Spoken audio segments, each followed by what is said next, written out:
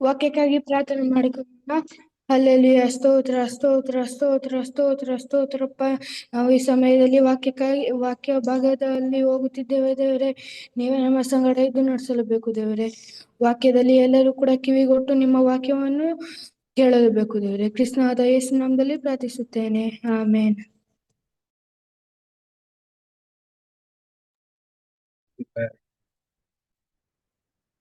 ದೇವರ ನಾಮಕ್ಕೆ ಸ್ತೋತ್ರವಾಗಲಿ. ಜೈನರಂತ ಎಲ್ಲರಿಗೂ ಕ್ರಿಸ್ತನ ಯೇಸು ನಾಮದಲ್ಲಿ ವಂದಿಸ್ತೇನೆ.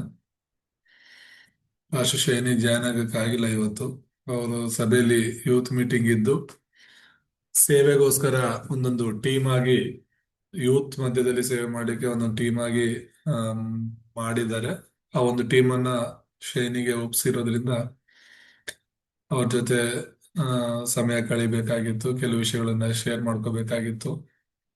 ಹಾಗಾಗಿ ಈಗ ತಾನೇ ಹೊರಟಿದ್ದೀನಿ ಚರ್ಚಿಂದ ಅಂತ ಹೇಳ್ಬಿಟ್ಟು ಮನೆಗೆ ಹೋಗಕ್ಕೆ 20 ನಿಮಿಷದ ಮೇಲೆ ಆಗತ್ತೆ, ನಡೆಸಿ ಅಂತ ಹೇಳ್ತಿದ್ರು. ಹಾಗಾಗಿ ನಾವು ದೊರೆಯೋಣ. ದೇವ್ರ ನಾಮಕ್ಕೆ ಸ್ತೋತ್ರವಾಗಲಿ.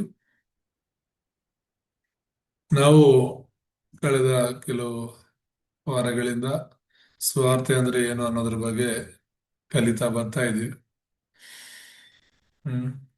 ಸುವಾರ್ತೆ ಅಂದ್ರೆ ಏನು ಅಂತ ಒಂದು ಕೊನೆಯ ಒಂದು ಹಂತಕ್ಕೆ ನಾವು ಬಂದಿದ್ದೇವೆ.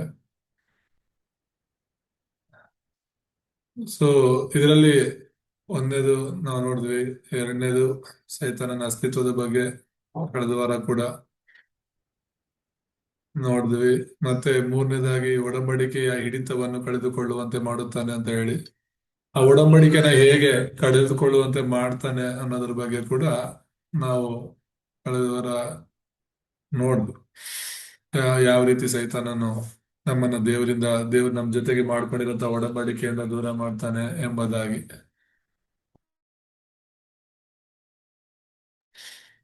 ಇವತ್ತು ನಾವು ನಾಲ್ಕನೇದಾಗಿ ನೋಡೋಣ. ಕೊನೆಯ ಮುಖ್ಯ ಒಂದು ಅಂಶ ಇದು, ಮರುಸ್ಥಾಪನೆಯ ಹಾದಿ ಎಂಬುದಾಗಿ.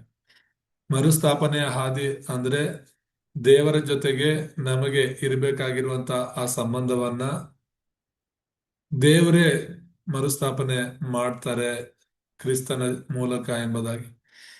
ಇವತ್ತು ಬೆಳಗ್ಗೆ ಆಂಧ್ರ ಟೀಮ್ ಜೊತೆಗೆ ಆ ಪ್ರಾರ್ಥನೆ ಇತ್ತು, ಮುಂಜಾನೆ 5 ಗಂಟೆಗೇನೆ.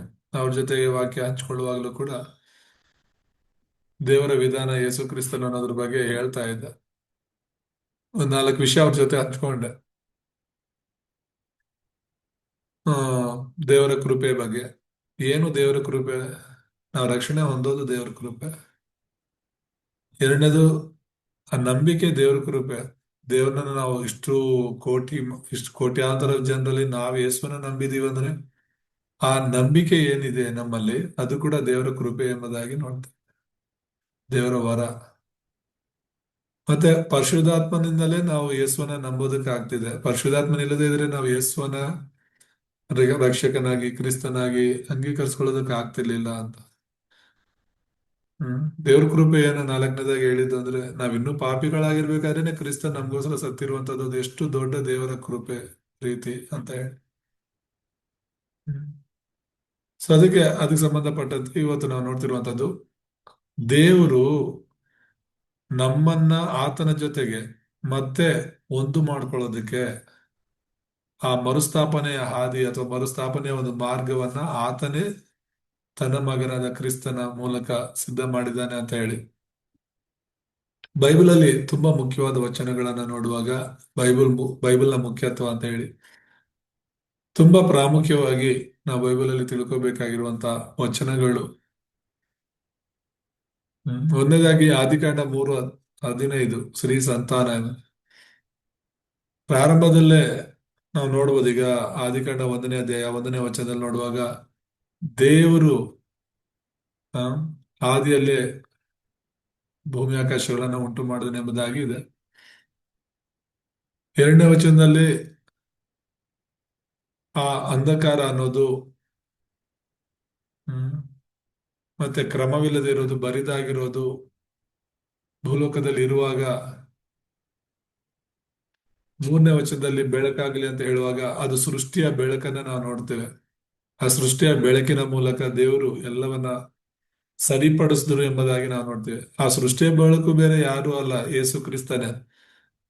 ಆದಿದಲ್ಲೂ ಕೂಡ ಕ್ರಿಸ್ತನು ಇದ್ದಾನೆ ಅನ್ನೋದಕ್ಕೆ, ಆತನ ಮೂಲಕನೇ ದೇವರು ಎಲ್ಲವನ್ನ ಮಾಡಿದ್ದಾನೆ ಅನ್ನೋದಕ್ಕೆ ಅದೊಂದು ಮೊಬೈಲ್ ಬೇಕಾದ್ರೆ ಆಧಾರ ನಮಗೆ, ಆ ವಚನ ನಮಗೆ ಆಧಾರವಾಗಿದೆ ಎಂಬುದಾಗಿ ನೋಡ್ತೇವೆ. ದೇವ್ರ ನಾಮಕ್ಕೆ ಸ್ತೋತ್ರ. 1ನೇ ಅಧ್ಯಾಯ 2ನೇ ಅಧ್ಯಾಯ ಸೃಷ್ಟಿಯ ಬಗ್ಗೆ ಎಲ್ಲ ಹೇಳುವಾಗ 3ನೇ ಅಧ್ಯಾಯದಲ್ಲಿ ನಾವು ನೋಡ್ತೇವೆ, ಸೈತಾನನು ಬಂದು ಜನರನ್ನ ಪಾಪದಲ್ಲಿ ಬೀಳಿಸ್ತಾನೆ. ಆದಾಮ ಅವರನ್ನ ಪಾಪದಲ್ಲಿ ಬೀಳಿಸ್ತಾನೆ. ಆ ಪಾಪದಿಂದ ಹೊರಗಡೆ ಬರೋದಕ್ಕೆ, ಆ ಪಾಪದಿಂದ ಅವರು ಹೊರಗಡೆ ಬಂದು ಮತ್ತೆ ದೇವ್ರ ಜೊತೆ ಒಂದಾಗ್ಲಿಕ್ಕೆ ದೇವರು ಆದಿಕಾಂಡ 3:15 ಸ್ತ್ರೀ ಸಂತಾನದ ಒಂದು ಮಾರ್ಗವನ್ನ ಸಿದ್ಧ ಮಾಡ್ತಾನೆ ಎಂಬುದಾಗಿ. ನನಗೋಸ್ಕರ ನಿನಗೋಸ್ಕರ ಕೂಡ ಈ ಪಾಪದಿಂದ ಬಿಡುಗಡೆ ಆಗ್ಲಿಕ್ಕೆ ಆದಿಯಲ್ಲೇ ಕ್ರಿಸ್ತನ ಮಾರ್ಗವನ್ನ ಸ್ತ್ರೀ ಸಂತಾನದ ಮೂಲಕ ಸಿದ್ಧ ಮಾಡಿದ್ರು ಎಂಬುದಾಗಿ. 2ನೇ ಅತಿ ಪ್ರಾಮುಖ್ಯವಾದ ವಚನ ಬೈಬಲ್ ಅಲ್ಲಿ ವಿಮೋಚನಕಾಂಡ 3:18 ರಕ್ತ ಬಲಿ ಎಂಬುದಾಗಿ ನಾವು ನೋಡ್ತೇವೆ. ರಕ್ತ ಅನ್ನೋದು ತುಂಬಾ ಮುಖ್ಯ ಬೈಬಲ್ ಅಲ್ಲಿ. ಆದಿ ಕಾಂಡದಿಂದ ಪ್ರಕಟಣೆ ತನಕ ನಾವು ನೋಡುವಾಗ ಅತ್ಯಂತ ಪ್ರಾಮುಖ್ಯವಾದ, ಜಾಸ್ತಿ ಪ್ರಾಮುಖ್ಯತೆ ಕೊಟ್ಟಿರುವಂತದ್ದು ಬೈಬಲ್ನ ಪ್ರಾಮುಖ್ಯತೆ ರಕ್ತದ ಬಗ್ಗೆ. ಯಾಕಂದ್ರೆ ರಕ್ತ ಇಲ್ಲದೆ ಪಾಪ ಪರಿಹಾರ ಇಲ್ಲ ಅಂತ. ಆ ರಕ್ತದ ಮೂಲಕನೇ ನಮ್ಮ ಪಾಪಗಳು ತೊಳೆಯಲ್ಪಡೋದು ಅಂತ ಹೇಳಿ ವಾಕ್ಯದಲ್ಲಿ ನಾವು ನೋಡ್ತಾ. ಆದಮವ್ವ ಪಾಪ ಮಾಡಿದಾಗ ದೇವರೇ ಕುರಿಯನ್ನ ಕುಯ್ದು ರಕ್ತವನ್ನ ಸುರಿಸ್ತರು ಎಂಬುದಾಗಿ, ಅದರ ಚರ್ಮದಿಂದ ಬಟ್ಟೆಗಳನ್ನ ಮಾಡಿಕೊಟ್ರೆ ಎಂಬುದಾಗಿ ನಾವು ನೋಡ್ತೇವೆ. ಆದಿಯಲ್ಲೇ ಆ ಒಂದು ರಕ್ತದ ಬಲಿ ಕೊಟ್ಟದನ್ನ ನೋಡ್ತೇವೆ. ಅದಾದ್ಮೇಲೆ ಎಲ್ಲ ಪೂರ್ವಿಕರು, ನೋಹನಿಂದ ಹಿಡಿದು, ನೋಹನು ಯಜ್ಞವೇದಿನ ಕಟ್ಟಿ ಬಲಿ ಕೊಡ್ತಿದ್ದ ಎಂಬುದಾಗಿ ನಾವು ನೋಡ್ತೇವೆ. ಅಬ್ರಹಾಮನು ಯಜ್ಞವೇದಿನ ಕಟ್ಟಿ ಬಲಿ ಕೊಡ್ತಿದ್ದ ಎಂಬುದಾಗಿ, ಇಸಾಕನು ಯಜ್ಞವೇದಿ ಕಟ್ತಿದ್ದ, ಯಾಕೋಬನು ಯಜ್ಞವೇದಿ ಕಟ್ತಿದ್ದ. ಹೀಗೆ ಇವರೆಲ್ಲರೂ ಕೂಡ ಯಜ್ಞವೇದಿಯ ಮೂಲಕ ದೇವರಿಗೆ ರಕ್ತದ ಬಲಿಯನ್ನು ಕೊಡ್ತಾ ಇದ್ರು. ಅದಾದ್ಮೇಲೆ ಯೋಸೇಫನ ಕಾಲದಲ್ಲಿ ಎಲ್ಲರೂ ಕೂಡ ಐಗುಪ್ತ ದೇಶಕ್ಕೆ ಹೋಗಿ ಅಲ್ಲೇ ಅವರು ಇದ್ದು ಬಿಟ್ಟಿರ್ತಾರೆ. ಐಗುಪ್ತದಿಂದ ಜನರನ್ನ ಹೊರಗಡೆ ಕರ್ಕೊ ಬರ್ಬೇಕು ಅಂದ್ರೆ ದೇವರು ಅವ್ರಿಗೆ ಮತ್ತೆ ನೆನಪಿಗೆ ತರುವಂತದ್ದು ಮೋಶೆ ಮೂಲಕ ರಕ್ತದ ಒಡಂಬಡಿಕೆ, ಪಸ್ಕಾ ಹಬ್ಬ. ಆ ಪಸ್ಕಾ ಹಬ್ಬ ಅಂದ್ರೇನೆ ಆ ಇಂಗ್ಲಿಷಲ್ಲಿ ಪಾಸ್ ಓವರ್ ಅಂತ ಹೇಳ್ತಾರೆ. ದಾಟಿ ಬರೋದು. ಯಾವ್ದನ್ನ ದಾಟಿ ಬರೋದು? ಮರಣವನ್ನ ದಾಟಿ ಬರೋದು, ಪಾಪವನ್ನ ದಾಟಿ ಬರೋದು, ಸೈತಾನ ದಾಟಿ ಬರೋದು, ಕತ್ತಲೆಯನ್ನ ದಾಟಿ ಬರುವುದನ್ನ ಪಸ್ಕಾ ಹಬ್ಬ ಸೂಚಿಸುತ್ತೆ. ದೇವರು ಮೋಶೆಗೆ ಬೇರೆ ಏನು ಹೇಳಿಲ್ಲ. ಇಸ್ರಾಯೇಲರಿಗೆ ಹೇಳು, ಕುಟುಂಬಕ್ಕೆ ಒಂದೊಂದರಂತೆ ಅವ್ರ ಕುಟುಂಬ ಚಿಕ್ಕದ ದೊಡ್ಡದ ಅದ್ರ ತಕ್ಕಂತೆ ಅವರು ಬಲಿಗಳನ್ನ ಸಮರ್ಪಿಸಬೇಕು. ಆ ರಕ್ತವನ್ನ ಮನೆಯ ಬಾಗಿಲಿನ ಒಂದು ನಿಲುಪಟ್ಟಿಗಳಿಗೆ, ಅಡ್ಡಪಟ್ಟಿಗಳಿಗೆ ಹಚ್ಚಬೇಕು ಅಂತ. ಬೇರೆ ಏನಾದ್ರೂ ಹೇಳಿದ್ರ ದೇವರು? ನಾವೇನೆ 108 ಆ ರಕ್ಷಣೆ ಅಂದ್ರೆ ಹಾಗೆ ಮಾಡ್ಬೇಕು, ಹೀಗ್ ಮಾಡ್ಬೇಕು, ಹೀಗೇನೆ ಮಾಡ್ಬೇಕು, ದೀಕ್ಷಾಸನ ಹೀಗೇನೆ ಮಾಡ್ಬೇಕು, ಅದು ಹಾಗೇನೆ ಮಾಡ್ಬೇಕು, ಇದು ಹಾಗೇನೆ ಮಾಡ್ಬೇಕಂತ 108 ವಿಷಯಗಳು. ಕ್ರೈಸ್ತರಂದ್ರೆ ಇಂಥದ್ದೇ ಬಟ್ಟೆ ಆಗ್ಬೇಕು, ಇಂಥದ್ದೇ ಹೀಗೆ ಇರ್ಬೇಕು, ಹೊರಗಡೆ ನೋಟ ಹೀಗೆ ಇರ್ಬೇಕು, ಪ್ರತಿಯೊಂದು ಕೂಡ. ಆದ್ರೆ ಬೈಬಲ್ ಅದ್ರ ಬಗ್ಗೆ ಏನು ಹೇಳಲ್ಲ. ಬೈಬಲ್ ಹೇಳೋದೇನು ಗೊತ್ತಾ? ಒಂದ್ ವೇಳೆ ಅದು ಮಾಡ್ಬೇಕು, ಇದು ಮಾಡ್ಬೇಕು, ಹಾಗಿರ್ಬೇಕು, ಹೀಗಿರ್ಬೇಕು ಅನ್ನೋದೇ ಧರ್ಮ. ಅದು ಸುವಾರ್ತೆ ಅಲ್ವೇ ಅಲ್ಲ. ಸುವಾರ್ತೆ ಅಂದ್ರೆ ಇಸ್ರಾಯೇಲ್ರಿಗೆ ದೇವ್ರು ಕೊಟ್ಟದ್ದು ಒಂದೇ, ನೀವು ರಕ್ತವನ್ನು ಹಚ್ಚಬೇಕಷ್ಟೇನೆ. ಒಳಗೆ ಯಾರಿದ್ದಾರೆ ಮನೆಯೊಳಗೆ ಅನ್ನೋದಲ್ಲ ಮುಖ್ಯ. ಅವರ ಮನೆಗೆ ಆ ಮನೆ ಬಾಗಿಲಿಗೆ, ಆ ನಿಲುವುಗಳಿಗೆ ರಕ್ತ ಹಚ್ಚಿದಾರ ಇಲ್ವಾ ಅನ್ನೋದು ಅಷ್ಟೇ ಮುಖ್ಯ ದೇವರಿಗೆ. ಯಾರ ಒಂದು ಅಡ್ಡ ಪಟ್ಟಿಗಳಿಗೂ ನಿಲುವು ಪಟ್ಟಿಗಳಿಗೆ ರಕ್ತ ಇರ್ತಿತ್ತು, ಆ ಮನೆಯನ್ನ ಆ ಸಂಹಾರಕ ದೂತನು ದಾಟಿ ಹೋಗ್ತಾ ಇದ್ದ ಅಂತ. ಇಸ್ರಾಯೇಲರೆಲ್ಲರೂ ಕೂಡ ರಕ್ತವನ್ನು ಹಚ್ಚಿದ್ರಿಂದಲೇ ಅವರ ಮನೆಗಳನ್ನ ಆ ಸಂಹಾರಕ ದೂತ ದಾಟಿ ಹೋದ. ಐಗುಪ್ತರಿಗೆ ಆ ವಿಷಯ ಗೊತ್ತಿಲ್ಲದೆ ಇರೋದ್ರಿಂದ ಅವ್ರು ಯಾರು ಅದನ್ನ ಆಚರಣೆ ಮಾಡಿರ್ಲಿಲ್ಲ. ಪಸ್ಕ ಹಬ್ಬವನ್ನ ಅವ್ರ ರಕ್ತವನ್ನು ಹಚ್ಚಿರ್ಲಿಲ್ಲ. ಹಾಗಾಗಿ ಪಶು ಪ್ರಾಣಿಗಳಿಂದ ಹಿಡಿದು ಫಾರೋಹನ ಮಗನ ತನಕ ಹಿರಿಮಗನ ಹಿರಿಮಗನನ್ನ ದೇವರು ಬಲಿ ತಗೊಂಡ್ರು ಎಂಬುದಾಗಿ ನೋಡ್ತೇವೆ. ನನ್ನ ನಿನ್ನ ಜೀವನದಲ್ಲೂ ಅಷ್ಟೇನೆ. ಯಾಕೆ ಈ ವಿಮೋಚನೆಗಳ 3:18 ದೇವರು ಈ ಯಜ್ಞವನ್ನ ಸಮರ್ಪಣೆ ಮಾಡೋದ್ರ ಬಗ್ಗೆ ಮಾತಾಡ್ತಿದ್ದಾರೆ ಅಂತ ಹೇಳಿದ್ರೆ, ಅದೆಲ್ಲ ಬೈಬಲ್ ಪೂರ್ತಿ ನಾವು ನೋಡ್ತೀವಿ. ಹೊಸ ಒಡಂಬಡಿಕೆಯಲ್ಲಿ ಕೂಡ ಯೇಸುವಿನ ರಕ್ತದ ಬಗ್ಗೆ ಹಳೆ ಒಡಂಬಡಿಕೆ ಎಲ್ಲ ಪಶು ಪ್ರಾಣಿಗಳ ರಕ್ತದ ಬಗ್ಗೆ ಮಾತಾಡಿದ್ರೆ, ಹೊಸ ಒಡಂಬಡಿಕೆ ಯೇಸುವಿನ ರಕ್ತದ ಬಗ್ಗೆ ಮಾತ್ರ ಮಾತಾಡುತ್ತೆ. ಯಾಕಂದ್ರೆ ಹಳೆ ಒಡಂಬಡಿಕೆಯಲ್ಲಿರುವಂತಹ ರಕ್ತ ಯೇಸು ಕ್ರಿಸ್ತನ ರಕ್ತಕ್ಕೆ ಸೂಚನೆ ಆಗಿದೆ. ಆ ಪಸ್ಕದ ಕುರಿಮರಿ ಯೇಸು ಕ್ರಿಸ್ತನೇ ಆಗಿದ್ದಾನೆ.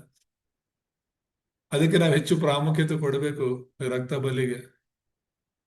ದೇವರ ನಾಮಕ್ಕೆ ಸ್ತೋತ್ರವಾಗಲಿ. ಸೊ ಯಾರೆಲ್ಲ ಯೇಸುವಿನ ರಕ್ತದಿಂದ ತೊಳೆಯಲ್ಪಟ್ಟಿರ್ತಾರೋ ಅವರು ಖಂಡಿತ ರಕ್ಷಣೆ ಹೊಂದಿದ್ದಾರೆ. ಅವ್ರು ಖಂಡಿತ ದೇವ್ರ ಜೊತೆ ಇದ್ದಾರೆ. ದೇವ್ರು ಅವರಲ್ಲಿ ಇದ್ದಾರೆ, ಅವ್ರ ಜೊತೆ ಇದ್ದಾರೆ. ಅನುಮಾನನೇ ಬೇಡ ಅದು. ಯಾಕಂದ್ರೆ ನಾನು ನೀನು ರಕ್ಷಣೆ ಹೊಂದಿರೋದು ನಮ್ಮ ಕ್ರಿಯೆಗಳಿಂದಲೋ ನಮ್ಮ ಪ್ರಯತ್ನಗಳಿಂದಲೋ ಅಲ್ಲವೇ ಅಲ್ಲ, ನಮ್ಮ ನಡತೆಗಳಿಂದ ಅಲ್ಲವೇ ಅಲ್ಲ. ಯೇಸುವಿನ ರಕ್ತದಿಂದ ಮಾತ್ರನೇ ನಾವು ರಕ್ಷಣೆ ಹೊಂದಿರೋದು. ಆ ನಂಬಿಕೆ ನಮ್ಗಿರ್ಲಿ. ಹಾಗಾಗಿನೇ ನಾವು ಯಾರು ರಕ್ಷಣೆ ಕಳ್ಕೊಳ್ಳೋದಕ್ಕೆ ಸಾಧ್ಯ ಇಲ್ಲ. ನಮ್ಮನ್ನ ತೊಳೆದಿರೋದು, ಶುದ್ಧಿ ಮಾಡಿರೋದು ಯೇಸುವಿನ ರಕ್ತ. ನಾವು ಪರಿಶುದ್ಧವಾಗಿ ಜೀವಿಸ್ಬೇಕು ನಿಜ, ನಾವು ಒಳ್ಳೆಯವರಾಗಿ ಜೀವಿಸ್ಬೇಕು ನಿಜ. ಆದ್ರೆ ಯಾರ ಕೈಲಾಗುತ್ತೆ? ಒಂದ್ ವೇಳೆ ಇಲ್ಲಿರೋರ್ ಕೈಲಿ ಯಾರ ಕೈಲಾದ್ರೂ ಆಗುತ್ತಾ? ನಾನು ಒಂದು ತಪ್ಪು ಮಾಡ್ದೇನೆ, ಈಗ ನನಗೆ ಸತ್ಯ ಗೊತ್ತಾಗಿದೆ, ಯೇಸು ಯಾರಂತ ಗೊತ್ತಾಗಿದೆ, ಸುವಾರ್ತೆ ಏನಂತ ಗೊತ್ತಾಗಿದೆ, ನಾನು ಇನ್ಮೇಲೆ ನನ್ನ ಲೈಫಲ್ಲಿ ಒಂದು ತಪ್ಪು ಮಾಡ್ದೇನೆ ನಾನು ನೀತಿವಂತನಾಗಿ ಪರಿಶುದ್ಧನಾಗಿ ಬದುಕ್ತೀನಿ ಅಂತ ಹೇಳೋರು ಯಾರಾದ್ರೂ ಇದ್ದಾರೆ? ಖಂಡಿತ ಯಾರು ಇರೋದಕ್ಕೆ ಸಾಧ್ಯನೇ ಇಲ್ಲ. ಹಾಗಾದ್ರೆ ಪದೇ ಪದೇ ನಾವು ಪಾಪ ಮಾಡುವಾಗ, ತಪ್ಪು ಮಾಡುವಾಗ ಪದೇ ಪದೇ ಯೇಸು ಬಂದು ಸಹಾಯಕ್ಕಾಗುತ್ತಾ ಸಿಲುಬೆಯಲ್ಲಿ? ಹಾಗಾಗಿ ಒಂದೇ ಸಲ ಆತನು ಬಲಿಯಾಗಿದ್ದಾರೆ. ಆತನ ರಕ್ತದಿಂದ ನಮ್ಮೆಲ್ಲ ಆ ಸಮಸ್ಯೆಗಳಿಗೆ ಪರಿಹಾರವನ್ನ ಕೊಟ್ಟಿದ್ದಾರೆ. ಹಾಗಾಗಿನೇ ಆ ರಕ್ತ ತುಂಬಾ ಮುಖ್ಯ. ಯೇಸುವಿನ ರಕ್ತ ಎಷ್ಟು ಪ್ರಾಮುಖ್ಯ ಅನ್ನೋದು ಅದನ್ನ ನೀವು ಅರ್ಥ ಮಾಡ್ಕೋಬೇಕು. ಸಭೆಗಳಿಗೆ ಹೇಳಬೇಕು, ವಿಶ್ವಾಸಿಗಳಿಗೆ ಹೇಳ್ಬೇಕು. ಹಿಂದೂಗಳು ಕೂಡ ಬಲಿ ಕೊಡ್ತಿರ್ತಾರೆ. ಆದ್ರೆ ಏನಕ್ಕೆ ಬಲಿ ಕೊಡ್ತಾರಂತ ಅವ್ರಿಗೆ ಗೊತ್ತಿಲ್ಲ. ಅವ್ರು ಏನಾದ್ರೂ ಒಂದು ಅರಿಕೆ ಮಾಡ್ಕೊಂಡಿರ್ತಾರೆ. ವರ್ಷಕ್ಕೊಂದ್ಸಲಿ ಹೋಗಿ ಎಲ್ಲ ಕುಟುಂಬದವ್ರನ್ನ, ಸ್ನೇಹಿತರನ್ನ, ಸಂಬಂಧಿಕರನ್ನ ಕರ್ಕೊಂಡು ಹೋಗಿ ಯಾವ್ದಾದ್ರು ಬೆಟ್ಟಕ್ಕೆ, ಯಾವ ದೇವ್ರನ್ನ ಅವರು ಇದ್ ಮಾಡ್ಕೊಂಡಿದ್ರೆ, ಅರಿಕೆ ಮಾಡ್ಕೊಂಡಿದ್ರೆ ಅಲ್ಲಿಗೆ ಹೋಗ್ತಾರೆ. ಚೆನ್ನಾಗಿ ತಿಂತಾರೆ, ಕುಡಿತಾರೆ, ತಗೊಂಡೋಗಿರುವಂತ ಆ ಒಂದು ಆ, ಮರಿ ಮಾಂಸವನ್ನೆಲ್ಲ ತಿನ್ಕೊಂಡು ಬರ್ತಾರೆ. ಅವ್ರಿಗೆ ರಕ್ತದ ಪ್ರಾಮುಖ್ಯತೆ ಗೊತ್ತಿಲ್ಲ. ಆ ಬಲಿ ಏನಕ್ಕೆ ಕೊಡ್ತಾರಂತಾನು ಗೊತ್ತಿಲ್ಲ. ದೇವ್ರಿಗೆ ಅರಿಕೆ ಮಾಡ್ಕೊಂಡಿರೋದ್ರಿಂದ ಅದನ್ನ ಅವ್ರು ಮಾಡಿ ಬರ್ತಾರೆ. ಬೈಬಲಿಂದ ಬಂದಿರೋದು ಇದು. ಆದ್ರೆ ಅವ್ರಿಗೆ ಗೊತ್ತಿಲ್ಲ. ಮೊನ್ನೆ ತಾನೇ ಬಕ್ರೀದ್ ಹಬ್ಬ ಹೋಯ್ತು. ಆ ಬಕ್ರೀದ್ ಹಬ್ಬವನ್ನ ಮುಸ್ಲಿಮ್ಸ್ ಏನಕ್ಕೆ ಮಾಡ್ತಾರೆ? ಅವ್ರು ಅನ್ಕೊಳ್ಳೋದು, ಈಗ ಬೈಬಲ್ ಹೇಳೋದೇನಂದ್ರೆ ಇಸಾಕನನ್ನ ಬಲಿ ಕೊಡೋದಕ್ಕೆ ಅಬ್ರಹಾಮನು ಆ ಮೊರಿಯ ಬೆಟ್ಟಕ್ಕೆ ಹೋದ ಎಂಬುದಾಗಿ. ಆದ್ರೆ ಅವನು ಬಲಿ ಕೊಡೋ ಸಮಯದಲ್ಲಿ ದೇವ್ರು ಮಾತನಾಡಿ ಇಸಾಕನನ್ನ ಬಲಿ ಕೊಡೋ ಜಾಗದಲ್ಲಿ ದೇವರೇ ಟಗರನ್ನ ಒದಗಿಸ್ಕೊಟ್ರು ಅಂತ ಬೈಬಲ್ ಹೇಳುತ್ತೆ. ಆದ್ರೆ ಕುರಾನಲ್ಲಿ ಅವ್ರು ಬರ್ಕೊಂಡಿರೋದೇನ್ ಗೊತ್ತಾ? ಇಸಾಕನನ್ನಲ್ಲ, ಇಸ್ಮಾಯಿಲ್ನಂತೆ ಕರ್ಕೊಂಡು ಹೋಗಿದ್ದು. ಇಸ್ಮಾಯಿಲ್ನ ಬಲಿ ಕೊಡುವಾಗ ದೇವರು ಆ ಟಗರನ್ನ ಕೊಟ್ರು ಅಂತ ಹೇಳಿ. ಹಾಗಾಗಿನೇ ಅವ್ರು ಬಕ್ರೀದ್ ಅಂತ ಮಾಡ್ತಾರೆ. ಬಕರಿ ಅಂದ್ರೇನೆ ಗೊತ್ತು ನಮಗೆ, ಆಡು. ಅದನ್ನ ಅವ್ರು ಬಲಿ ಕೊಡೋದು. ಪಸ್ಕಾ ಹಬ್ಬ ಆಕ್ಚುಲಿ ಯಹೂದ್ಯರ ಪ್ರಕಾರ ಬಕ್ರೀದ್ ಅಂದ್ರೆ ಪಸ್ಕಾ ಹಬ್ಬ. ಆ ದಿನದಲ್ಲಿ ದೇವರು ಅಲ್ಲ ಅವರನ್ನ, ಅಂದ್ರೆ ಅಬ್ರಾಹ್ಮನನ್ನ, ಇಬ್ರಾಹಿಂ ಅಂತಾರಲ್ಲ, ಅಬ್ರಾಹ್ಮನ್ ಅವರು ಇಬ್ರಾಹಿಂ ಅಂತಾರೆ. ಸೊ ಅವನ ಜೊತೆ ಮಾತನಾಡಿ ಮಗನನ್ನ ರಕ್ಷಣೆ ಮಾಡಿದ್ದಕ್ಕೋಸ್ಕರ ಏನ್ ಮಾಡ್ತಾರೆ, ಆ ನೆನಪಿಗಾಗಿನೇ ಅವ್ರು ಬಕ್ರೀದನ್ನ ಮಾಡ್ಕೊಳ್ಳೋದು. ಆ ದಿನದಲ್ಲಿ ಅವರು ಒಂದು ಆಡನ್ನ ಕುಯ್ತಾರೆ. ಅಂದ್ರೆ 3 ಭಾಗ ಮಾಡ್ತಾರೆ. ಒಂದು ಅವ್ರಿಗೆ, ಇನ್ನೊಂದು ಸಂಬಂಧಿಕರಿಗೆ, ಇನ್ನೊಂದು ಬಡವರಿಗೆ ಅಂತ. ಹಾಗಾಗಿನೇ ಅವರು ಅಕ್ಕಪಕ್ಕದ ಮನೆಗಳಿಗೆಲ್ಲ ಊಟ ಕೊಡೋದು ಏನಕ್ಕಂದ್ರೆ ಆ ಒಂದು ಕುರಾನಲ್ಲಿ ಬರೆಯಲ್ಪಟ್ಟಿದೆ ಹಾಗೆ, ಅದಕ್ಕೋಸ್ಕರ. ಸೊ ಏನಕ್ಕೆ ಇದನ್ನ ಹೇಳ್ತಾ ಇದೀನಿ ಅಂದ್ರೆ, ಲೋಕದವರು ರಕ್ತದ ಮಹತ್ವ ಕಳ್ಕೊಂಡಿದ್ದಾರೆ, ಬಲಿಯ ಮಹತ್ವ ಕಳ್ಕೊಂಡಿದ್ದಾರೆ. ಅದೇನು ಬಲಿ ಕೊಡ್ತಾರ ಅನ್ನೋದೇ ಗೊತ್ತಿಲ್ಲ ಅವರಿಗೆ. ಕ್ರಿಸ್ತನು ಬಂದು ಬಲಿಯಾಗಬೇಕಾಗಿತ್ತು. ಕ್ರಿಸ್ತನ ರಕ್ತದ ಮೂಲಕ ನಮಗೆ ಬಿಡುಗಡೆ ಇರೋದು. ಇಬ್ರಿಯರ ಪತ್ರಿಕೆಯಲ್ಲಿ ಅದೇ ತಾನೇ ನಾವು ನೋಡ್ತೇವೆ. ಆ ಹೋರಿ ಹೋತಗಳ ರಕ್ತದಿಂದ ನಮಗೆ ಬಿಡುಗಡೆ ಆಗಲ್ಲ, ನಮ್ಮ ಪಾಪ ಕ್ಷಮಾಪಣೆ ಆಗಲ್ಲ. ಯೇಸುವಿನ ರಕ್ತದಿಂದಲೇ ನಿರಂತರವಾಗಿ ನಿತ್ಯವಾಗಿ ರಕ್ಷಣೆ ಸಿಗ್ಲಿಕ್ಕೆ ದೇವರು ತನ್ನ ಸ್ವಂತ ರಕ್ತವನ್ನ ಕೊಟ್ಟಿದ್ದಾರೆ ಎಂಬುದ. ಹಾಗಾಗಿ ಯೇಸುವಿನ ರಕ್ತದಿಂದಲೇ ನಾವು ಮರುಸ್ಥಾಪನೆ ಆಗ್ತೀವಿ ಅನ್ನೋದನ್ನ ನೆನಪಿಟ್ಕೋಬೇಕು. ಮೂರನೇದಾಗಿ ನಾವು ನೋಡುವಾಗ ವಿಮೋಚನ ಕಂಡ 7:14 ಮೂರನೇ ಅತ್ಯಂತ ಪ್ರಾಮುಖ್ಯವಾದ ವಚನ. ಬೈಬಲಲ್ಲಿ ಎಷ್ಟೋ ವಚನಗಳಿದೆ, ಆದ್ರೆ ಅತ್ಯಂತ ಪ್ರಾಮುಖ್ಯವಾಗಿ ನಾವು ನೆನಪಲ್ಲಿ ಇಟ್ಕೋಬೇಕಾಗಿರೋದು, ಅರ್ಥ ಮಾಡ್ಕೋಬೇಕಾಗಿರೋದು ಯೆಶಾಯ 7:14, ಇಮ್ಮಾನುವೇಲನ ಆಶೀರ್ವಾದದ ಬಗ್ಗೆ. ಇಮ್ಮಾನುವೇಲ್ ಅನ್ನೋ ಪದಾನೇ ಆ, ಎಷ್ಟೊಂದು ಅದ್ಭುತ ಗೊತ್ತಾ. ಯಾಕಂದ್ರೆ ನಾವೆಲ್ಲ ದೇವ್ರ ಜೊತೆ ಇರ್ಲಿಲ್ಲ. ಹಟ್ಟಿಯೊಳಗಿಂದ ತಪ್ಪಿಸಿಕೊಂಡಂತ, ಕುರುಬನಿಂದ ದೂರವಾಗಿದ್ದಂತ ಕುರಿಮರಿಗಳಾಗಿದ್ವಿ ನಾವು. ಆದ್ರೆ ನಮ್ಮನ್ನ ಹುಡುಕಿ ಯೇಸು ಬಂದರು. ನಮ್ಮನ್ನ ಹುಡುಕಿ ನಮ್ಮ ಕುರುಬ ಬಂದ. ದೇವರ ನಾಮಕ್ಕೆ ಸ್ತೋತ್ರ. ದೇವರಿಂದ ನಾವೆಷ್ಟೋ ದೂರ ಹೋಗಿದ್ವಿ. ಆ ದೇವರೇ ಮನುಷ್ಯನಾಗಿ ನಿನ್ನನ್ನ ನನ್ನನ್ನ ಹುಡ್ಕೊಂಡು ಬಂದ. ಮತ್ತೆ ಆತ ನಮ್ಮ ಕೈ ಬಿಡಲ್ಲ. ಇಮ್ಮಾನುವೇಲ್ ಅಂದ್ರೆ ದೇವರು ನಮ್ಮ ಕೂಡ ಇದ್ದಾನೆ ಅಂತ ಹೇಳ್ಬಿಟ್ಟು ನಮ್ಮ ಜೊತೆ ಇರಕ್ ಬಂದಿರೋದು ಯೇಸು ಸ್ವಾಮಿ. ಆ, ಪರಲೋಕ ಬೇರೆ ಎಲ್ಲೂ ಇಲ್ಲ, ನಮ್ಮಲ್ಲೇ ಇದೆ, ನಮ್ ಜೊತೆನೇ ಇದೆ.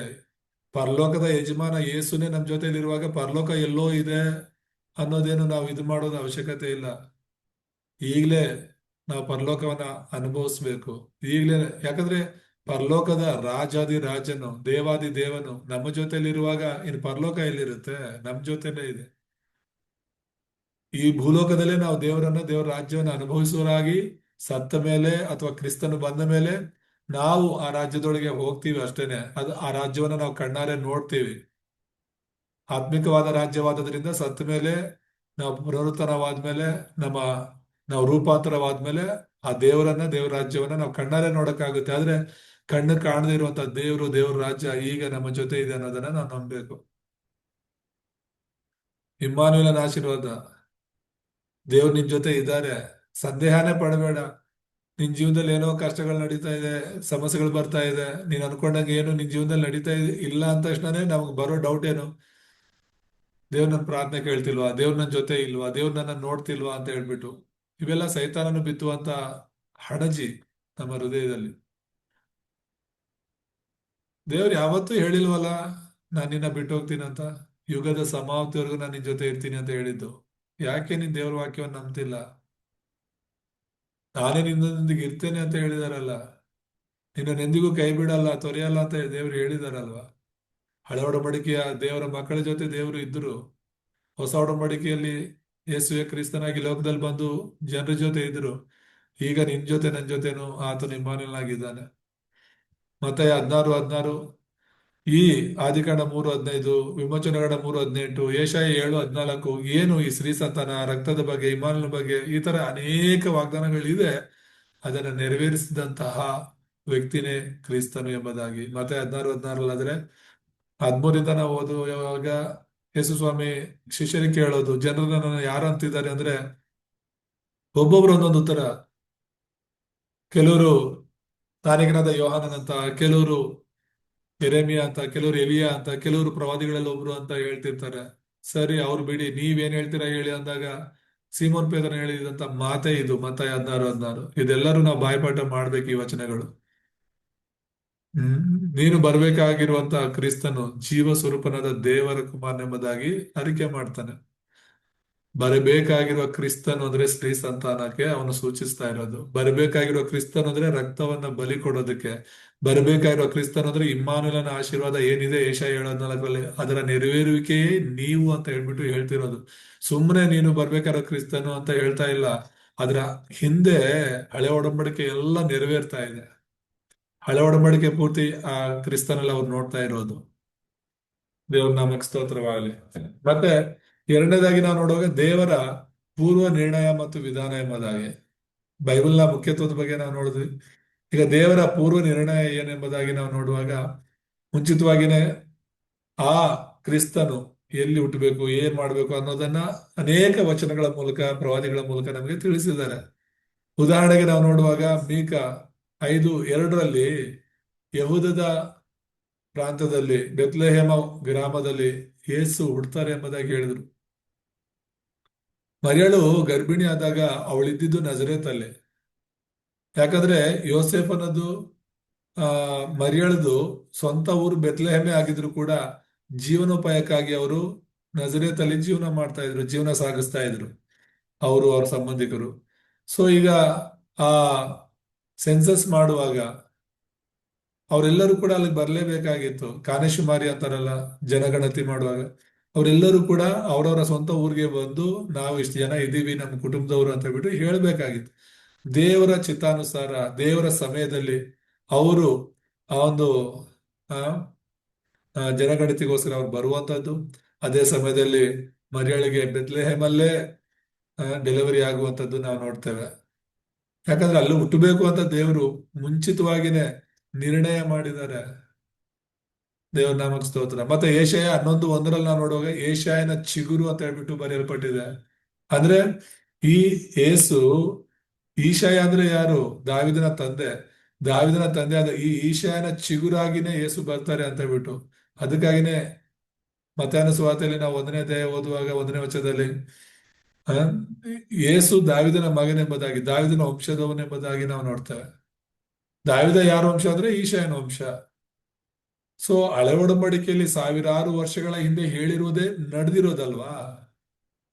ವ್ಯತ್ಯಾಸವಾಗಿ ಯೇಸು ಬಂದಿಲ್ಲ ಅಂತ. ಮತ್ತೆ ಹೋಶೇಯ 11:1 ನಾವು ನೋಡುವಾಗ ಐಗುಪ್ತ ಎಂಬುದಾಗಿ ನಾವು ನೋಡ್ತೇವೆ. ಅಂದ್ರೆ ಐಗುಪ್ತದಿಂದ ನನ್ನ ಮಗನನ್ನ ಕರೆದನೆಂಬುದಾಗಿ ಇದೆ ಆ ವಚನದಲ್ಲಿ.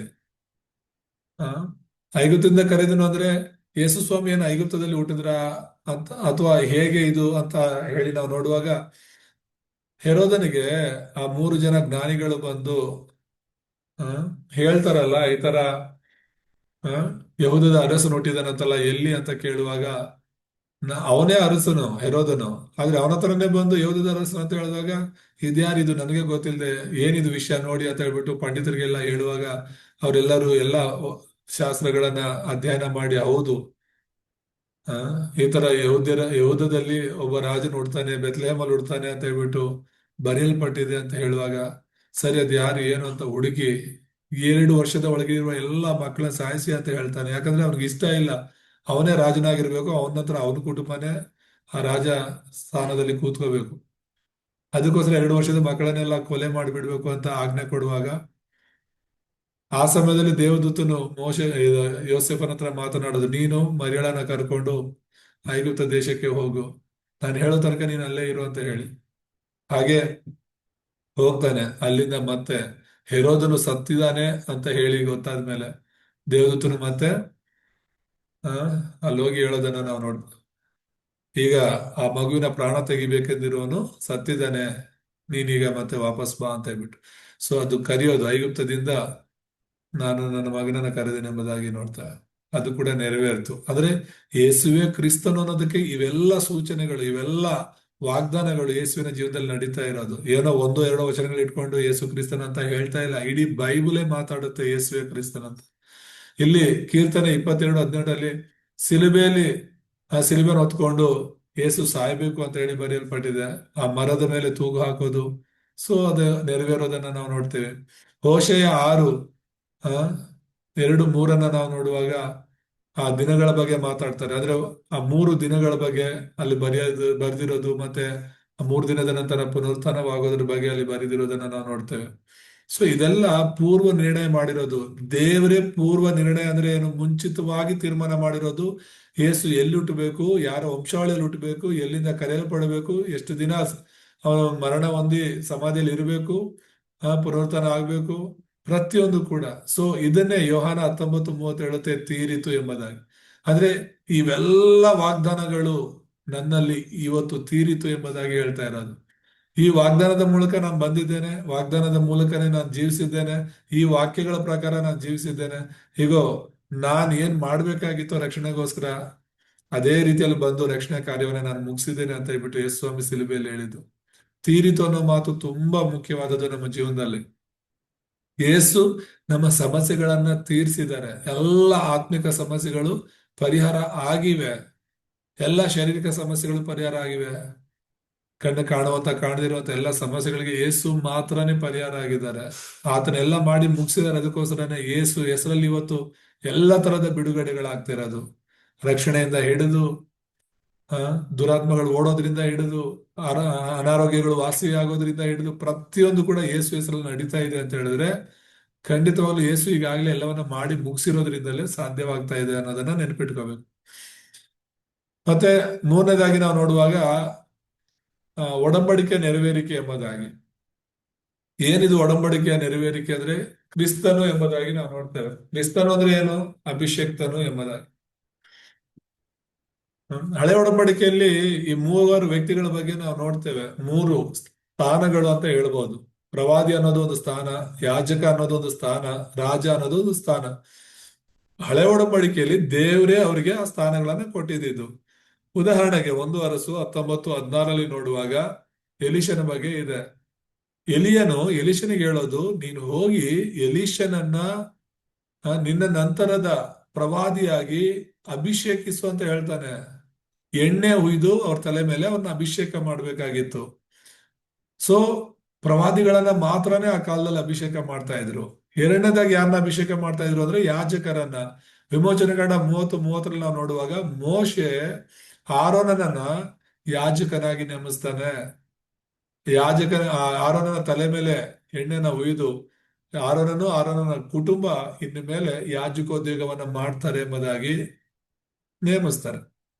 ಹಾಗೇನೆ 1 ಸಾಮುವೇಲ 16:13 ನಾವು ನೋಡುವಾಗ ಸಮುವೇಲನನ್ನ ಅಭಿಷೇಕ ಮಾಡ್ತಾನೆ. ಆ ಸಮುವೇಲ ಹೋಗಿ ಆ ಕೊಂಬಲ್ಲಿ ಎಣ್ಣೆ ತಗೊಂಡು ಹೋಗಿ ದಾವಿದನನ್ನ ಮುಂದಿನ ಅರಸನಾಗಿ ರಾಜನಾಗಿ ಅಭಿಷೇಕ ಮಾಡೋದನ್ನ ನಾವು ನೋಡ್ತೇವೆ. ಸೊ ಇಲ್ಲಿ ನಾನು ಹೇಳ್ತಿರೋದು ಉದಾಹರಣೆಗೆ ಎಲೀಷಾ, ಆರೋನ, ದಾವಿದ ಇವರು ಪ್ರವಾದಿಯಾಗಿ, ಯಾಜಕರಾಗಿ, ರಾಜರಾಗಿ ಅಭಿಷೇಕ ಹೊಂದಿದ್ರು. ಹಳೆ ಒಡಂಬಡಿಕೆ ಪೂರ್ತಿ ಪ್ರವಾದಿಗಳ ಬಗ್ಗೆ, ಯಾಜಕರ ಬಗ್ಗೆ, ರಾಜರ ಬಗ್ಗೆ ಬರೆಯಲ್ಪಟ್ಟಿದೆ. ಇವರು ಮೂವರೇ ಅಭಿಷೇಕ ಹೊಂದುತ್ತಾ ಇದ್ದಿದ್ದು ಆ ಕಾರ್ಯಗಳನ್ನ ಮಾಡ್ಲಿಕ್ಕೆ. ಸೊ ಈ ಕ್ರಿಸ್ತನು ಇವುಗಳನ್ನ ನೆರವೇರಿಸ್ಲಿಕ್ಕೆ ಬಂದಿರೋದು. ಪ್ರವಾದಿಯಾಗಿ ಯೋಹಾನ ಸುವಾರ್ತೆ 14:6 ನಾವು ನೋಡ್ತೇವೆ. ಪ್ರವಾದಿಯ ಕೆಲಸ ಏನಂದ್ರೆ ದಾರಿ ತೋರಿಸೋದು, ದೇವರ ಬಳಿಗೆ ಬರೋದಕ್ಕೆ ದಾರಿ ತೋರಿಸೋದು. ಅದಕ್ಕೇನೆ ಆತನು ಸತ್ಯ ಪ್ರವಾದಿಯಾಗಿ ಬಂದು ನಾನೇ ಸತ್ಯ, ಜೀವ, ಮಾರ್ಗ ಅಂತ ಹೇಳಿರೋದು. ನನ್ನ ಮೂಲಕವಾಗಿ ಹೊರತು ಯಾರು ತಂದೆ ಬಳಿಗೆ ಹೋಗೋದಕ್ಕೆ ಸಾಧ್ಯ ಇಲ್ಲ ಅಂತ ಹೇಳ್ತಿರೋದು. ದೇವ್ರ ನಾಮಕ್ಕೆ ಸ್ತೋತ್ರ. ಮತ್ತೆ ಎರಡನೇದಾಗಿ ನಾವು ನೋಡುವಾಗ ಮಾರ್ಕ 10:45 ಸತ್ಯ ಯಾಜಕ ಎಂಬುದಾಗಿ ನಾವು ನೋಡ್ತೇವೆ. ಯೇಸು ಕ್ರಿಸ್ತನ ಮೂಲಕ ನಮಗೆ ಬಿಡುಗಡೆಯಾಗಿದೆ. ಆತನು ಸೇವೆ ಮಾಡಿಸಿಕೊಳ್ಳೋದಕ್ಕಲ್ಲ, ಸೇವೆ ಮಾಡೋದಕ್ಕೆ ಬಂದಿದ್ದಾರೆ ಎಂಬುದಾಗಿ. ಮತ್ತೆ ಅನೇಕರಿಗೋಸ್ಕರ ಆತನು ತನ್ನ ಪ್ರಾಣವನ್ನೇ ಈಡಾಗಿ ಕೊಡೋದಕ್ಕೆ ಬಂದಿದ್ದಾರೆ ಎಂಬುದಾಗಿ ನಾವು ನೋಡ್ತೇವೆ. ಯಾಜಕನ ಕೆಲಸ ಏನು? ಹಳೆ ಒಡಂಬಡಿಕೆಯಲ್ಲಿ ಕೂಡ ಯಾಜಕನ ಕೆಲಸ ಬಲಿ ಕೊಡೋದು. ಆದ್ರೆ ಆ ಯಾಜಕರು ಯಾರು ಪರಿಪೂರ್ಣರಲ್ಲ. ಯಾಕೆ ಅಂತ ಹೇಳಿದ್ರೆ ಅವರ ಪಾಪಗಳಿಗೋಸ್ಕರನೂ ಅವ್ರು ಬಲಿ ಕೊಡ್ಬೇಕಾಗಿತ್ತು. ಅದಕ್ಕೆ ಯೇಸುವನ ಸತ್ಯ ಯಾಜಕ ಅಂತ ಯಾಕೆ ಹೇಳ್ತೀವಿ ಅಂದ್ರೆ ಆತನು ಪಾಪಿ ಅಲ್ಲ, ನಮಗೋಸ್ಕರ ಪಾಪವಾಗಿ ಮಾರ್ಪಟ್ಟದ್ದು. ನಮ್ಮ ಪಾಪಗಳನ್ನ ಆತನ ಮೇಲೆ ಹೊತ್ತುಕೊಂಡು ಆ ಒಂದು ಯಾಜಕೋದ್ಯೋಗವನ್ನು ಮಾಡಿದ್ರು. ಆತನೇ ಮಹಾಯಾಜಕನಾಗಿಯೂ ಆತನೇ ಯಜ್ಞದ ಕುರಿಮರಿಯಾಗಿ 2 ಪಾತ್ರಗಳನ್ನ ಆತನೇ ವಹಿಸಿಕೊಂಡು ತನ್ನ ಸ್ವಂತ ರಕ್ತದಿಂದಲೇ ಪರಲೋಕಕ್ಕೆ ತಂದೆಯ ಬಳಿಗೆ ಹೋದನೆಂಬುದಾಗಿ ಇಬ್ರಿಯ ಪತ್ರಿಕೆಯಲ್ಲಿ ನಾವು ನೋಡ್ತೇವೆ. ಹಾಗಾಗಿ ನಮಗೋಸ್ಕರ ಮಾಡ್ಬೇಕಾಗಿರುವಂತ ನಮ್ಮನ್ನ ಏನು ಒಂದು ಪಾಪದಿಂದ ಬಿಡುಗಡೆ ಮಾಡ್ಬೇಕಾಗಿತ್ತು ದೇವರು. ಈ ಒಂದು ಹಳೆ ಒಡಂಬಡಿಕೆಯಲ್ಲಿದ್ದಂತ ಯಾಜಕರುಗಳು ಮಾಡ್ತಿದ್ದಂತ ಬಲಿಗಳು ಆ ಜನರ ಪಾಪಗಳನ್ನ ಆಗಿದ್ದಾಗ ಮರೆ ಮಾಡ್ತಾ ಇತ್ತು ಅಷ್ಟೇನೆ, ದೇವರ ಕೋಪ ಅವ್ರ ಮೇಲೆ ಬರದ ಹಾಗೆ. ಹಳೆ ಒಡಂಬಡಿಕೆಯಲ್ಲಿ ಯಾರೆಲ್ಲ ಬಲಿಗಳನ್ನ ಕೊಟ್ಟಿದಾರೋ ಅವರ ಪಾಪಗಳು ಕೂಡ ಯೇಸುವಿನ ರಕ್ತದಿಂದಲೇ ತೊಳೆಯಲ್ಪಟ್ಟಿರೋದು ಅಂದ್ರೆ ನಾವು ಆಶ್ಚರ್ಯ ಪಡ್ಬೇಕು. ಹಳೆ ಒಡಂಬಡಿಕೆಯಲ್ಲಿ ಯಾರೆಲ್ಲ ಬಲಿಗಳನ್ನ ಸಮರ್ಪಿಸ್ತಾ ಇದ್ರು ಅವ್ರ ಬಲಿಗಳನ್ನ ಅರ್ಪಿಸಿದ್ರಲ್ಲ, ಆ ಬಲಿಗಳಿಂದಲ್ಲ ಅವರ ಕ್ಷಮಾಪಣೆ ಹೊಂದಿದ್ದು. ಆ ಬಲಿಗಳು ಏನ್ ಅರ್ಪಿಸಿದ್ರು ಅವರ ಪಾಪಗಳು ಕೂಡ ಸಿಲುಬೆಯಲ್ಲೇ ಕ್ಷಮಾಪಣೆ ಆಗಿರೋದು. ದೇವರ ನಾಮಕ್ಕೆ ಸ್ತೋತ್ರವಾಗಿದೆ. ಮತ್ತೆ ಮೂರನೇದಾಗಿ ನಾವು ನೋಡುವಾಗ ರಾಜರ ಬಗ್ಗೆ ನಾವು ರಾಜನ ಕೆಲಸ ಏನು ಅಂದ್ರೆ ಶತ್ರು ರಾಜನ ಮೇಲೆ ಹೋರಾಡೋದು. ಸೈನಿಕರ ಮೇಲೆ ಅಲ್ಲ, ಶತ್ರು ರಾಜನ ಮೇಲೆ ಹೋರಾಡೋದು. ಹಾಗೇನೆ ಈ ಭೂಲೋಕದಲ್ಲಿ ಈಗ ಸುಳ್ಳು ರಾಜನಾಗಿ, ಸುಳ್ಳು ದೇವರಾಗಿ ಯಾರಿದ್ದಾರೆ ಅಂದ್ರೆ ಸೈತಾನನಿದ್ದಾನೆ. ಹಾಗಾಗಿ ಸೈತಾನನ ತಲೆಯನ್ನ ಜಜ್ಜೋದಕ್ಕೆ, ಸೈತಾನನ ಕೆಲಸಗಳನ್ನ ಲಯ ಮಾಡೋದಕ್ಕಾಗಿನೇ ಯೇಸು ಕ್ರಿಸ್ತನ ಪ್ರತ್ಯಕ್ಷನಾದನೆಂಬುದಾಗಿ 1 ಯೋಹಾನ 3:8 ನಾವು ನೋಡ್ತೇವೆ. ಸೊ ಅದನ್ನ ಹೇಳ್ತೇವೆ ಒಡಂಬಡಿಕೆ ನೆರವೇರಿಕೆ ಅಂದ್ರೆ ಇವೇನು ಒಡಂಬಡಿಕೆಗಳಾಗಿ ದೇವರು ಇದನ್ನ ಸ್ಥಾಪನೆ ಮಾಡಿದ್ರು. ಪ್ರವಾದಿಯ ಕೆಲಸ, ಯಾಜಕರ ಕೆಲಸ, ರಾಜರ ಕೆಲಸ, ಅವನ ಅಭಿಷೇಕ ಮಾಡ್ತಾ ಇದ್ರು ಅಂತ. ಹಾಗೇನೆ ಕ್ರಿಸ್ತನು ಅಂತ ಹೇಳಿ ಆತನು ಅಭಿಷೇಕ್ತನಾಗಿ ಈ ಲೋಕಕ್ಕೆ ಬಂದ್ರು. ಏನಕ್ಕಾಗಿ ಅಭಿಷೇಕ? ಆತನು ಪ್ರವಾದಿಯಾಗಿ ಅಭಿಷೇಕ ಹೊಂದಿದ್ರು, ಯಾಜಕರಾಗಿ, ಅರಸನಾಗಿ ಅಭಿಷೇಕ ಹೊಂದಿ ನಮ್ಮನ್ನ ಸೈತಾನ ಪಾಪ ನರಕದಿಂದ ಸಂಪೂರ್ಣವಾಗಿ ಬಿಡಿಸಿದ್ದಾನೆ. ಈ ಕೆಲಸ ಮಾಡಿ ಆತನು ಮುಗಿಸಿದ್ದಾನೆ ಅನ್ನೋದನ್ನ ನಾವು ನೆನಪಲ್ಲಿ ಇಟ್ಕೋಬೇಕು. ದೇವರ ನಾಮಕ್ಕೆ ಸ್ತೋತ್ರವಾಗಲಿ. ಸೊ ಇದನ್ನ ನಾನು ಹೇಳ್ತೇವೆ, ಮರುಸ್ಥಾಪನೆಯ ಒಂದು ಹಾದಿ ಯೇಸು ಕ್ರಿಸ್ತನೇ ಆಗಿದ್ದಾನೆ. ದೇವರ ವಿಧಾನ, ನಮ್ಮನ್ನ ಮತ್ತೆ ದೇವರ ಬಳಿಗೆ ಕರ್ಕೊಂಡು ಹೋಗೋದಕ್ಕೆ ದೇವರ ವಿಧಾನ ಕೇವಲ ಯೇಸು ಕ್ರಿಸ್ತನಾಗಿದ್ದಾನೆ. ಯೇಸು ಕ್ರಿಸ್ತನ ಹೊರತುಪಡಿಸಿ ನಾವ್ ಯಾರು ಕೂಡ ಸೈತಾನ ಪಾಪ ನರಕದಿಂದ ತಪ್ಪಿಸ್ಕೊಳಕ್ ಆಗೋದೇ ಇಲ್ಲ. ನಾವ್ಯಾರು ಕೂಡ ಯೇಸು ಮೂಲಕವಾಗಿ ಅಲ್ಲದೆ ನಾವ್ಯಾರು ಕೂಡ ದೇವರ ಬಳಿಗೆ ಹೋಗೋದಕ್ಕೆ ಸಾಧ್ಯನೇ ಇಲ್ಲ. ಸೊ ಇದನ್ನ ನಾವು ಮನಸ್ಸಲ್ಲಿ ಇಟ್ಕೊಳ್ಳೋಣ. ಇಂಥ ಕ್ರಿಸ್ತನಲ್ಲಿ ನಾವು ಸಂಪೂರ್ಣವಾದ ನಂಬಿಕೆ ಇಟ್ಟು ಈ ಕ್ರಿಸ್ತನಿಗಾಗಿ ನಾವು ಜೀವಿಸೋಣ. ದೇವ್ರು ನಮ್ಮನ್ನ ಆಶೀರ್ವಾದ ಮಾಡಲಿ. ಪ್ರಾರ್ಥನೆ ಮಾಡ್ಕೊಳ್ಳೋಣ. 2 ನಿಮಿಷ ಇದೆ. ನಮ್ಮ ಮಧ್ಯದಲ್ಲಿ ಭೀಮನಾಯ್ಕ ಪಾಸ್ಟರ್ ಇದ್ದಾರೆ, ಪ್ರಾರ್ಥನೆ ಮಾಡಿ ಮುಗಿಸ್ತಾರೆ.